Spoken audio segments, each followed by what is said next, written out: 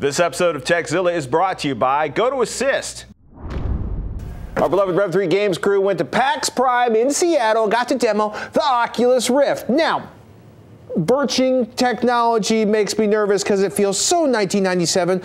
What makes the Oculus Rift? It's a Kickstarter. It's people are excited about strapping a giant pair of ski goggles onto the face and gaming. Yes. You've demoed it. Were you excited? Yes.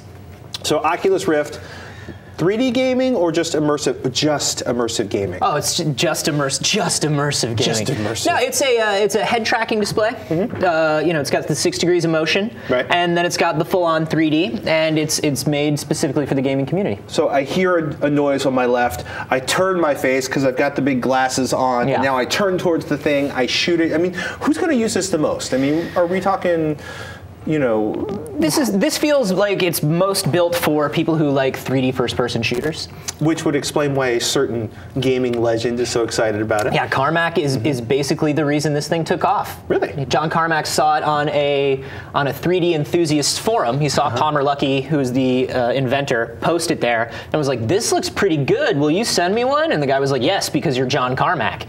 And then in like a day, Carmack puts together a special edition of Doom, Doom 3, that runs on this thing. And Palmer starts his Kickstarter, and that's the end of it.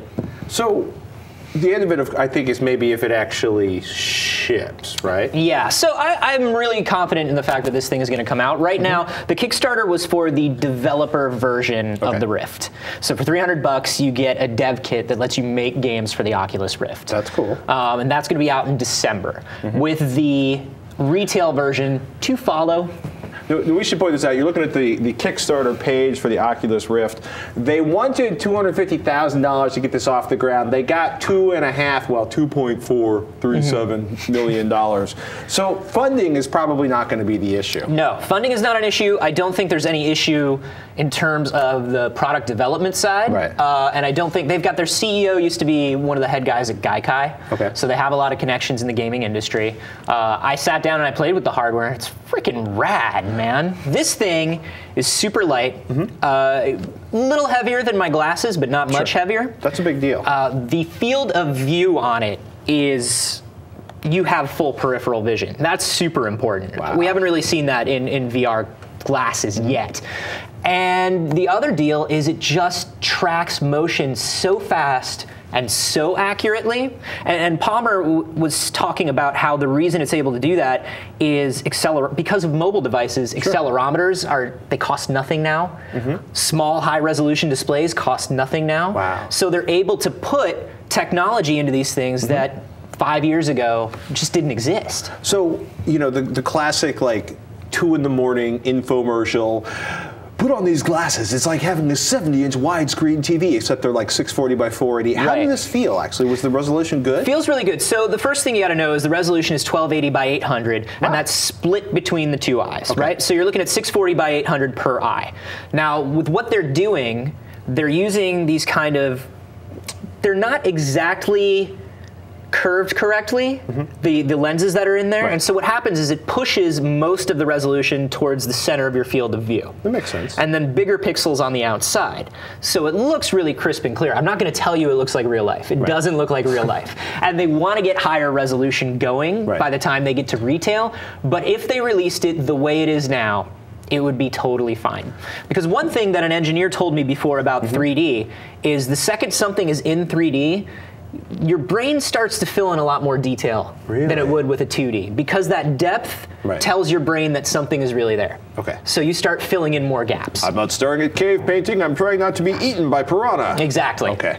So developers get excited about this, and then of course they have to figure out how to make the glasses work with the game, or do they? Is there a painful barrier to entry for developers? So there's an SDK that's coming out soon.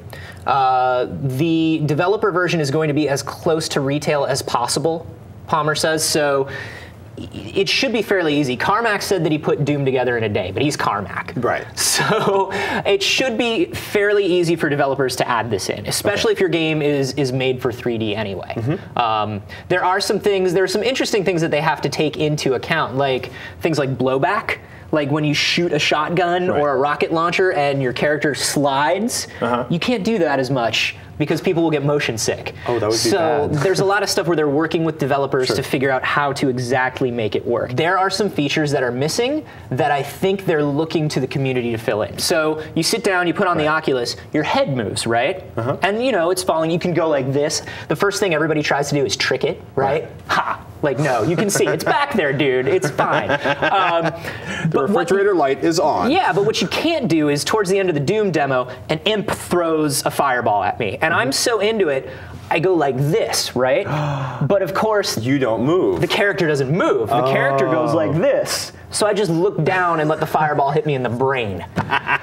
So I feel like they're looking for the community to add a little bit more in terms of sensitivity. The other thing that's really disorienting right now is I was playing it with Max Scoville, and when I was watching Max, he kept putting his hand in front of his face to see it. But that's not going to do anything.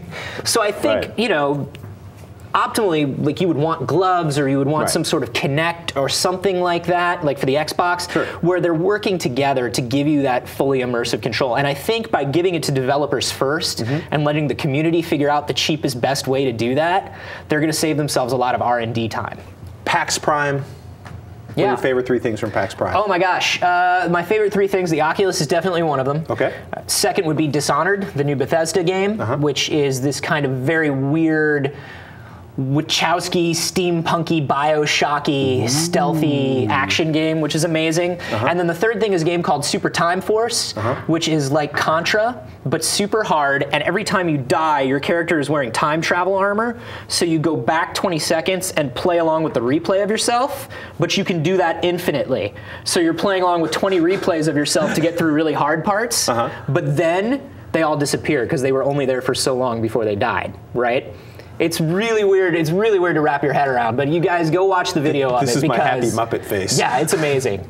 Cool. We have a video about it on Rev3Games. Go check it out for sure. Anthony, awesome stuff as always. Ladies and gentlemen, actually, I forgot one more thing. What's coming up on Rev3Games? Oh my gosh, Borderlands. All Borderlands 2 all week long. Is it Borderlands 2? Borderlands 2, yeah. So I saw you playing Borderlands last week. Yes. You're getting yourself ready for the big review? Yeah, we had the developer in to show us about 20-30 minutes of gameplay, which is going to go live today. And then we've got rundowns of the skill trees, we've got developer interviews, we've got gameplay, we've got reviews. It's all coming. And where can our friends in the Tekzilla audience find this Festival of Borderlands 2? Hello, Internet. You can find that by pointing your internet web browser on your personal computing device to youtube.com/Rev3Games.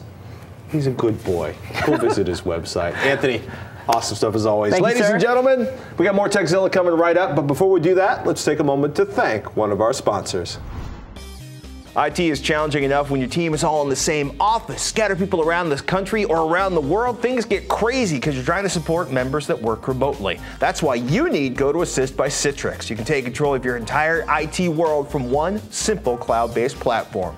With GoToAssist, you can keep all your systems up and running while keeping all your users supported. It's great. You get to provide live or unattended support from anywhere, from pretty much anything, even from your iPad. And GoToAssist monitoring is awesome. Customizable dashboards that display the performance of your networks, your servers, your desktops, and you can set up alarms. Proactive alerting lets you fix small issues before they become big problems. You look like a hero, and you don't get kicked out the door. GoToAssist is easy to use, sets up in minutes, and gives you all kinds of powerful tools in one place. Want to make your IT life simpler? GoToAssist.com, click on the Try It Free button, and use the promo code Tekzilla.